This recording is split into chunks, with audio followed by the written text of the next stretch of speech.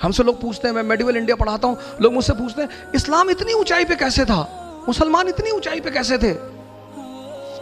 Spain سے لے کر چائنا سی، کیسپین سے لے کر ہندوستان، پورے علاقے میں مسلمانوں کا قبضہ. کیوں؟ کیونکہ وہ اپنے اس وقت پیغمبر کو سمجھتے تھے کہ جیتنے کے سدھانت کیا ہیں. اسلام جب پیدا ہوا پوری دنیا میں اندھیرا تھا، پوری دنیا میں. آپ کبھی اسلام کی ہسٹری پڑھو، یورپ عورتیں جلائی جا رہی تھی وچ ہنٹنگ کے نام پہ، وچ ہنٹنگ. ہندوستان ستی پرتھا، چین میں تو لڑکیوں کو ایسے ہی مار ڈالتے تھے. پوری دنیا میں اندھیرا، اور اس اندھیرے میں محمد صاحب لیمپ لے کر کھڑے ہوئے. اسلام، پریم، میسج. بسم اللہ الرحمن الرحیم. السلام علیکم ورحمۃ اللہ وبرکاتہ. الحمدللہ رب العالمین وبہ نستعین. اما بعد، اللہم صلی علی محمد النبی الامی وعلی آلہ وسلم تسلیما. محترم ناظرین کرام، امام بخاری ریسرچ اکیڈمی کے اس یوٹیوب چینل پر ہم آپ کا استقبال کرتے ہیں. یہ سیرت سیریز جو ہم لوگوں نے اس پلیٹ فارم سیریز سے شروع کیا تھا، اس کی الحمدللہ آج دوسری قسط ہے، جس میں ہم آپ کے سامنے انشاءاللہ تعالی نبی پاک صلی اللہ تعالی علیہ وسلم کی بعثت سے قبل دنیا کے کیا حالات تھے اور ان کی کیا موٹی موٹی اور خرابیاں اور برائیاں تھیں، وہ انشاءاللہ پیش کرنے کی کوشش کریں گے. محترم ناظرین کرام، اسلام سے قبل دنیا کی مذہبی، اخلاقی اور آئلی حالات نہایت خستہ تھی. کفر و شرک اور جہالت کا دور دورہ تھا. قانون نام کی کوئی چیز بچی ہی نہیں تھی. قتل و غارت گری، ظلم و ناانصافی کا رواج تھا. اس وقت دنیا میں دو سپر پاور طاقتیں تھیں، ایک روم اور ایک دوسری ایران، اور یہ تقریباً دنیا کے نصف حصے پر ان کی حکومت تھی. لیکن وہاں اخلاق و مروت، عدل و انصاف کا نام و نشان نہ تھا. روم اپنی قدیم علمی مادی ترقیات کے باوجود انتہائی پستی میں پہنچ چکا تھا. ایران میں آتش کدے روشن ہو چکے تھے. پوری انسانی سوسائٹی طرح طرح کی مذہبی اور اخلاقی خرابیوں میں مبتلا تھی. چونکہ نبی پاک صلی اللہ علیہ وسلم کی بعثت اور حضرت عیسیٰ علیہ السلام کی آمد کے درمیان تقریباً 550 سال کا وقفہ رہا. حضرت عیسیٰ علیہ السلام کی تعلیمات کا اثر دنیا سے کم ہونے لگا، جس کی ایک وجہ یہ تھی کہ لوگوں نے آپ کی لائی ہوئی شریعت، آپ کی تعلیمات و احکام کو اپنے مزاج اور اپنے مفاد کے اعتبار سے بدلنا شروع کر دیا. وہ لوگ ایک بدمست ہاتھی کی طرح ہو گئے تھے، اپنے خواہشات کے غلام. جاہلانہ اور بیہودہ رسم و رواج ان کا اوڑھنا بچھونا بن گیا تھا. دوستوں، یہودی قوم حضرت موسیٰ علیہ السلام کی اصل تعلیمات بھول کر دنیا کے مختلف خطوں اور گوشوں میں ذلت کے ساتھ در در کی ٹھوکریں کھا رہی تھی.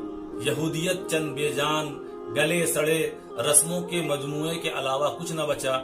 خود عیسائی بھی حضرت عیسیٰ علیہ السلام کی اصل دعوت و پیغام کو چھوڑ کر انہیں ہی خدا مان چکے تھے. اپنے رہنماؤں اور پادریوں کے ہاتھوں وہ کٹ پتلی بن چکے تھے. انجیل میں یعنی بائبل میں وہ تحریف کر چکے تھے. جہاں تک تعلق ہے بدھزم کا، چند سال کی آب و تاب کے بعد تیزی سے وہ بھی جو ہے روبہ زوال تھا، اور اس کے پیشوا آشرموں میں تیاگی بن کر بیٹھ گئے. گوتم بدھ جو خود شرک کے خلاف مشن لے کر آئے تھے، انہی کے ماننے والوں نے خود انہی کی پوجا شروع کر دی. نصرانیوں کے اندر بھی بت پرستی تیزی سے سرایت کرتی چلی گئی. سب من مانی اور من چاہی زندگی جینے کو بالکل آزاد ہو چکے تھے. اینٹ، پتھر، گوبر، پیشاب، ہوا، آگ، پانی، سورج وغیرہ وغیرہ جیسے ہزاروں بت ان کے بن گئے تھے. خود بیت اللہ کے اندر 360 بت تھے اور ہر گھر کا الگ بت تھا. یہی نہیں بلکہ معبودوں کی فہرست میں جنات بھی آنے لگے، ستارے بھی آنے لگے. الغرض اس ایک اللہ کو چھوڑ کر جو مالک حقیقی ہے، انہوں نے ان تمام آگ پتھر کو اپنا خدا مان لیا اور اسی میں مگن ہو گئے. انسانیت مردہ اور ضمیر مر چکے تھے. عبادت ہی نہیں بلکہ معاملات میں اخلاقیات کے لحاظ سے یہ پستی کے آخری درجے کو پہنچ گئے تھے. مال و دولت کی ہوس، عیش و مستی، نفسانی خواہشات کی تکمیل کے لیے وہ کچھ بھی کر سکتے تھے. وہ جانوروں جیسی زندگی گزار رہے تھے اور ان سب میں کمزور مجبور لوگوں کی زندگی جہنم بن چکی تھی۔ الغرض ظہور اسلام سے قبل پوری دنیا میں فتنہ، فساد، جاہلیت اپنی انتہا کو پہنچ چکی تھی۔ قرآن کریم نے اس کو کچھ اس طریقے سے بیان کیا ہے، اعوذ باللہ من الشیطان الرجیم، ظہر الفساد فی البر والبحر، یعنی تمام دنیا میں خشکی اور تری میں فساد اور خرابی پھیل گئی تھی، لوگ نہایت سخت مزاج اور وحشی بن گئے تھے، وہ کسی کی اطاعت قبول نہیں کرتے، اور کمال کی بات تو یہ ہے کہ جو زیادہ سے زیادہ ان خرابیوں اور برائیوں میں ملوث ہوتا وہی قوم میں قابل تقلید و احترام شمار ہوتا تھا۔ ماں باپ کا ترکہ ان کے یہاں صرف ان جوان لڑکوں کو ملتا تھا جو کہ مار پیٹ میں چاق چوبند ہو، تو دشمن کا ڈٹ کر مقابلہ کرتے ہوں۔ عورتوں، لڑکیوں اور چھوٹے بچوں کو ورثے میں محروم رکھا جاتا اور انہیں کچھ نہیں دیتے۔ عدل و انصاف کا تو نام و نشان ہی نہ تھا، جس کی لاٹھی اس کی بھینس کا قانون جاری تھا۔ عزیز دوستوں، چھوٹی سی بات پر سال ہا سال کی دشمنی اس قوم کی فطرت بن چکی تھی، اور کئی نسلوں تک ایک قبیلہ دوسرے قبیلے کا خون بہاتا رہتا۔ مردوں اور عورتوں کو قید کرنے اور ان کو لونڈی اور غلام بنانے کا رواج عام ہو چکا تھا۔ عورتوں کی تو کوئی حیثیت ہی نہیں تھی، نہ بیٹی کے لحاظ سے، نہ بیوی کے لحاظ سے، اور نہ ہی ماں کے لحاظ سے۔ عزیز دوستوں، آئیے اب ہم کچھ واقعات کی روشنی میں یہ دیکھنے کی کوشش کرتے ہیں کہ دنیا کے حالات اس وقت کیسے تھے، تاکہ ہم اور آپ یہ سمجھ اور جان سکیں کہ حضور اکرم صلی اللہ تعالی علیہ وسلم جس دور میں تشریف لائے وہ کس قدر بدترین، خطرناک اور زوال کا دور تھا، لیکن نبی پاک صلی اللہ علیہ وسلم کی ذات گرامی نے کس حکمت و دانشمندی سے، کس درد مندی اور حسن سلوک سے اس دور کو ایک صالح اور بے مثال دور میں تبدیل کر دیا۔ یقیناً اس میں دین کے داعیوں اور مبلغوں کے لیے عبرت بھی ہے اور حوصلے کا سامان بھی، کہ جس وقت ہمارے رسول صلی اللہ تعالی علیہ وسلم کفر کی تاریکیوں کو دور کرنے کے لیے وحی الہی کی مشعل لے کر کھڑے ہوئے، اس سے پہلے دنیا کے حالات کیا تھے؟ دنیا اس وقت کس قسم کے گناہوں، کس قسم کے فسق و فجور میں مبتلا تھی، اخلاقی اور مذہبی حالات کس درجے گری ہوئی تھی، فضول اور لایانی رسموں کی کتنی بہتات تھی، توہمات، بت پرستی کا کیسا جال پھیلا ہوا تھا، معمولی سی باتوں پر کٹ مرنے اور چھوٹے اور فالتو سی باتوں پر برسوں لڑتے رہنے کا لامتناہی سلسلہ جاری تھا۔ جیسے ان میں بعض چیزیں بہت ہی اہم تھیں، جیسے یہ بت پرست تھے، ان کے عقیدے خراب ہو گئے تھے، یہ زنا میں، شراب خوری میں، جوئے میں مبتلا تھے۔ بت پرستی اور بدترین عقیدے کا تو یہ حال تھا کہ حضرت ابراہیم علیہ السلام اور حضرت اسماعیل علیہ السلام نے صرف ایک خدائے واحد کی عبادت کے لیے بیت اللہ بنایا تھا، لیکن بعد میں عرب کے لوگ گمراہ ہو گئے اور خدا کی پرستش چھوڑ کر بتوں کو ہی پوجنے لگے۔ چونکہ یہ جو بیت اللہ ہے یہ عرب کا مذہبی مرکز ہے، اور ہر شخص کے دل میں کعبے کا ادب اور اس کی تعظیم اس وقت بھی تھی، اس لیے آہستہ آہستہ سارے عرب میں بت پرستی پھیلتی چلی گئی۔ نوبت یہاں تک آئی کہ ہر قبیلے کا، ہر خاندان کا، ہر گھرانے کا، بلکہ ہر شخص کا خدا الگ بن گیا۔ جب کوئی شخص سفر پر جاتا تو اپنے ساتھ 3 بار پتھر لے کے جاتا، راستے میں جہاں بھی ٹھہرنا ہوتا وہاں ان پتھروں کو چولہا بناتا، ان سے کھانا بنا کر کھانا کھاتا، جب فارغ ہو جاتا تو انہی میں سے ایک پتھر کو اٹھاتا اور اس کے آگے سجدہ کرنے لگتا۔ مگر یہ بھی کمال کی بات ہے کہ یہ پتھر جو ساتھ لے جانے کا واقعہ ہے یہ بھی درمیانی زمانے کا ہے، جب بت پرستی ان کی رگ و پے میں سرایت کر گئی، پھر تو ساتھ میں پتھر لے جانے کی بھی ضرورت نہیں رہی۔ سفر میں جہاں بھی وہ پڑاؤ کرتے تو وہیں پر کچھ پتھر چن کر اسی پر کھانا بناتے، اور جب اس سے کام ہو جاتا تو اسے اپنا خدا بنا لیتے۔ ہاں، وہ الگ بات تھی، کبھی کبھی احتیاطاً وہ ایک پتھر ضرور جیب میں رکھتے تھے کہ اگر راستے میں پتھر نہ ملے تو پھر وہ اس کو جب دل چاہے اس کو نکال کر کے وہ اسے اپنا خدا بنا لے۔ اسی طریقے سے محترم ناظرین کرام، ان میں شراب نوشی عام تھی۔ اسلام سے پہلے شراب نوشی کی کثرت کا یہ عالم تھا کہ شراب کا استعمال پانی سے بھی زیادہ ہوتا تھا۔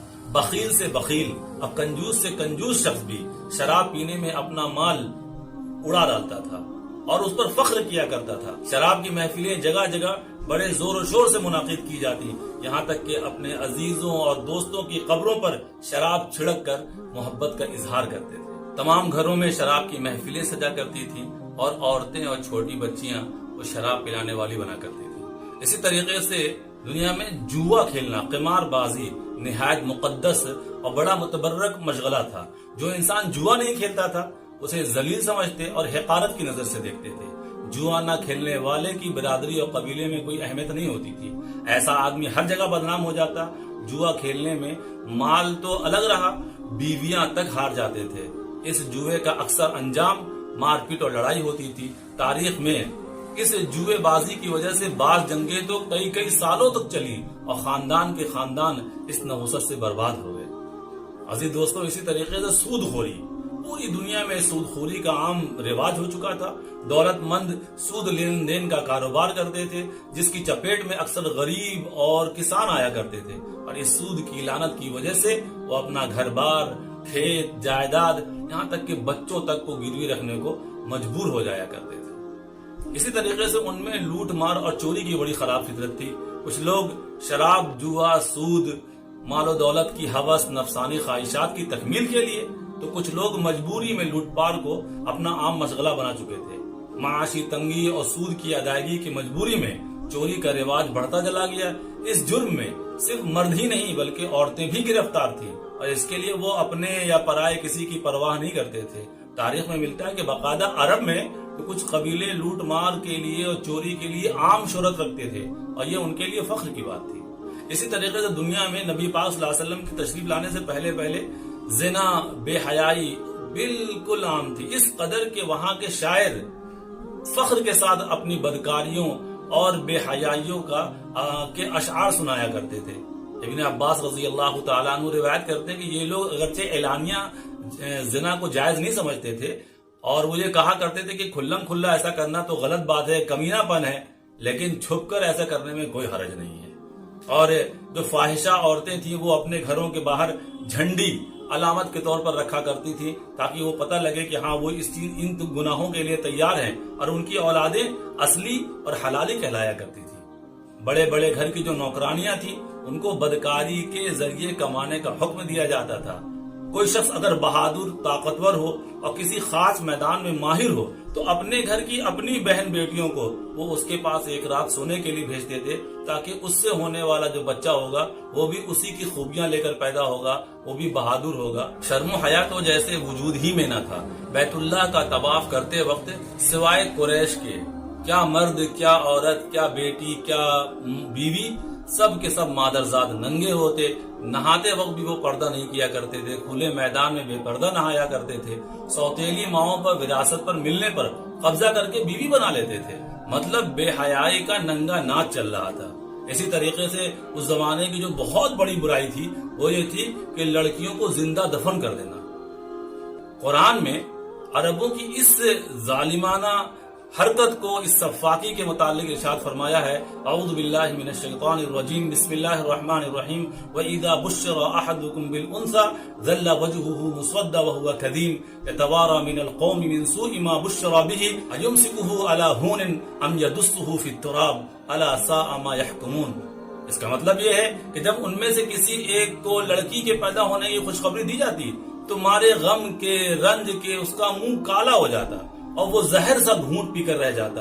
بیٹی کی عار میں، شرم میں جس کی اس کو خوشخبری دی گئی تھی اپنے قوم کے لوگوں سے چھپا چھپا پھرتا اور سوچتا کہ آیا اس کو ذلت اٹھانے کے لیے لڑکی کو زندہ رہنے دے یا پھر زندہ ہی اس کو زمین میں دفن کر دے. دیکھو یہ کس قدر برا حکم لگاتے ہیں. دوستوں یہ بات تو واضح ہے کہ ویسے تو پوری دنیا اس وقت بدترین رسومات کا گہوارہ تھا، مگر سب سے زیادہ ظالمانہ اور وحشیانہ رسم عرب کے اکثر قبیلوں میں لڑکیوں کو مار ڈالنے کی تھی.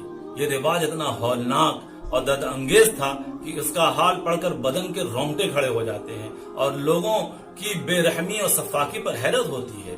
حالی نے کیا خوب کہا ہے، جو ہوتی تھی پیدا کسی گھر میں دختر، تو خوف شماتت سے بے رحم مادر پھرے دیکھتی جب تھی شوہر کے تیور، کہیں زندہ گاڑ آتی تھی اس کو جا کر، وہ گود ایسی نفرت سے کرتی تھی خالی، جنے سانپ جیسے کوئی جننے والی.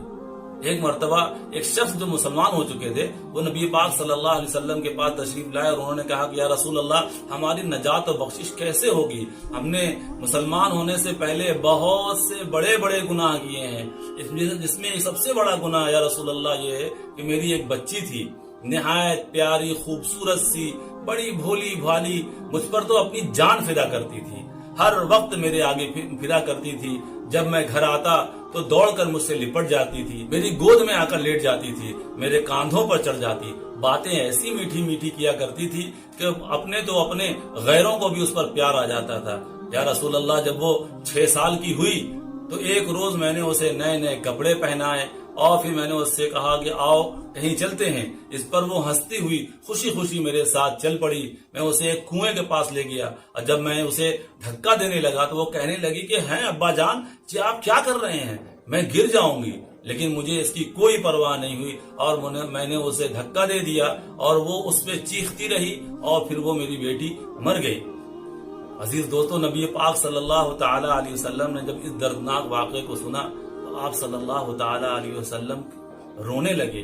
आप सल्लल्लाहु अलैहि वसल्लम बेइंतहा रोए। ये हाल था उस जमाने का जिसको मिटाने के लिए हमारे प्यारे रसूल हजरत मोहम्मद सल्लल्लाहु ताला अलैहि वसल्लम तशरीफ लाए। अजीज दोस्तों, इस तरह के बहुत से ऐसे खौफनाक वाकयात हैं जब बाप अपने जिगर के टुकड़े को अपने हाथ से ही जिंदा उसे दफन कर देता था या मार डालता था। इसी तरीके से उस जमाने में सबसे ज्यादा जुल्म तो औरतों पर होता था कि औरतों की हालत इस कदर खराब थी कि एक तो उनके ऊपर जुल्म होता था, दूसरे जायदाद में विरासत में उन्हें कुछ हिस्सा नहीं दिया जाता था, क्योंकि अरब का यह मानना था कि जायदाद पे सिर्फ उसका हक है जो तलवार पकड़ सकता हो। इसी वजह से छोटे बच्चे तक विरासत से महरूम कर दिए जाते थे। तलाक का कोई सिस्टम ना था, मर्द चाहे जितना भी जुल्म कर ले मगर औरत उस जहन्नम से खुद को किसी सूरत नहीं बचा सकती थी। निकाह की कोई हद नहीं थी, 3, 4, 100, 50 जितनी मर्जी हो वो करते थे। 2 सगी बहनों को एक साथ जमा करना उस वक्त आम हो चुका था।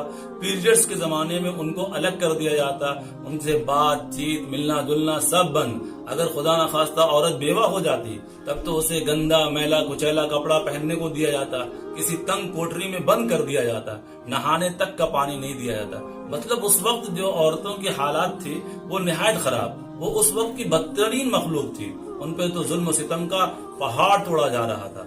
ऐसे वक्त में अल्लाह पाक ने इंसानियत की हिदायत के लिए हमारे प्यारे रसूल रहमतुल लिल आलमीन हजरत मोहम्मद सल्लल्लाहु ताला अलैहि वसल्लम को मबूस फरमाया। आप सल्लल्लाहु अलैहि वसल्लम के अखलाक करीमाना और आपकी मोहब्बतों और आपके पैगाम की वजह से वो लोग जो दुश्मन थे वो भाई भाई बन गए और औरतों को अल्लाह पाक ने अल्लाह की रहमत करार दिया। औरतों के न सिर्फ हुकूक अता फरमाए बल्कि आप सल्लल्लाहु अलैहि वसल्लम ने औलाद के लिए जन्नत की कुंजी माँ के कदमों तले रख दी। ये जो अजीम इनकलाब नबी पाक सल्लल्लाहु अलैहि वसल्लम से बरपा हुआ है, इसका एतराफ सिर्फ मुसलमान नहीं करते हैं, गैर मुस्लिम दानिशवरान भी इसका खूब एतराफ करते हैं। एक बनारस हिंदू यूनिवर्सिटी के एक प्रोफेसर हैं राजेंद्र नारायण लाल साहब, वो अपनी किताब इस्लाम एक जांचा परखा खुदाई निजाम हयात में लिखते हैं कि इस्लाम से पहले लोग गुनाहों में डूबे हुए थे। हजरत मोहम्मद सल्लल्लाहु अलैहि वसल्लम ने उन्हें इस्लाम की तालीम के जरिए इंतहाई थोड़े से ही वक्त में मुजस्सम मजहबी और इंसानियत के लिए काबिल तकलीद नमूना बना दिया। किसी भी जिनसी ख्वाहिशात में डूबे लालची, गासिब, जानी, जुआरी, झगड़ालू, शराबी, चोर, तवाहुम परस्त कौम का इस तरह काया पलट कर देना एक मोजज़ा है और इसकी मिसाल तारीख में दूसरी नहीं मिलती है। मोहतरम दोस्तों, जरूरत आज इस बात की है कि हम भी अपनी जिंदगी में हुजूर अकरम सल्लल्लाहु अलैहि वसल्लम की सीरत को उतारने की कोशिश करें। इसके लिए हमें सीरत का जानना बहुत जरूरी है। हम खुद भी सीरत को जानें और अपने अहबाब तक, रिश्तेदारों तक, दोस्तों तक भी सीरत की तालीम को आम करें। अल्लाह पाक अमल की तौफीक अता फरमाए। अस्सलामु अलैकुम।